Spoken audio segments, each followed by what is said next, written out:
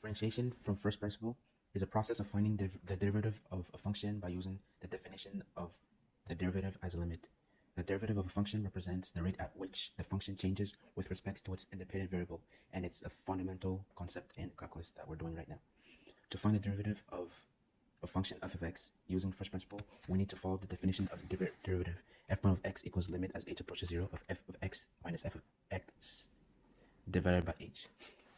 In this definition, the h represents a small change in x, and the limit as h approaches 0 represents the instantaneous rate of change of the function at a particular x.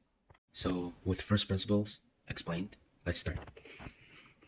My main equation is f of x equals 2x divided by 2x cubed plus 4. And these are extra questions that I will solve at the end. So, we want to find f prime.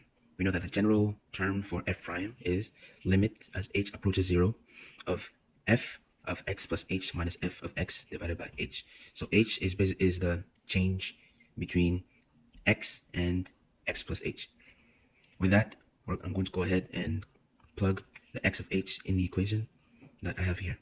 So from there, I will have limit as h approaches 0 of 2 of x plus h divided by 2 of x plus h cubed plus 4, which is this part of the formula here. And then I will do the same thing since it's f of x. It's basically the same equation here, that's here. And then I divide the whole thing by h. And then from there, I will just FOIL it out. So I want to have the same common denominator. So I'll have to multiply by this FOILed out and by this equation here FOILed out, which is what I have here. From there, I'll have to FOIL this one, the denominator out, which will give me this that I found here. And then from there, I keep FOILing it out until I have the fraction, or the limit as x approaches 0 of the fraction over the same denominator over h. That way I can see like what I can simplify. So I have x and h's together.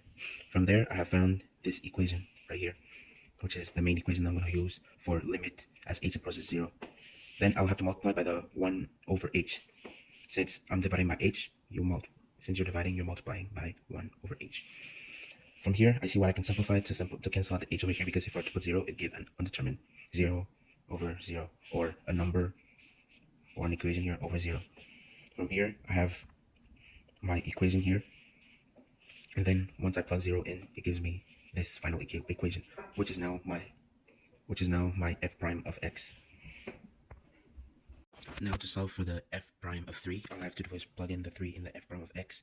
So wherever x is, I replace it with 3. And then I found f prime of 3 is negative 52 over 841, which is f prime of 3. Fascinating things that I wanted to add was the domain of f of x and the domain of f prime of x. Domain of f of x and f prime of x both have to solve the denominator equals to 0 to see what that x cannot equal. From there, I have found out that for both f prime of x and f of x, that the x cannot be equal to root cubed of negative 2, which is the same thing that I've done for f prime of x. So I found out the domain definition of f of x and f prime of x are the same.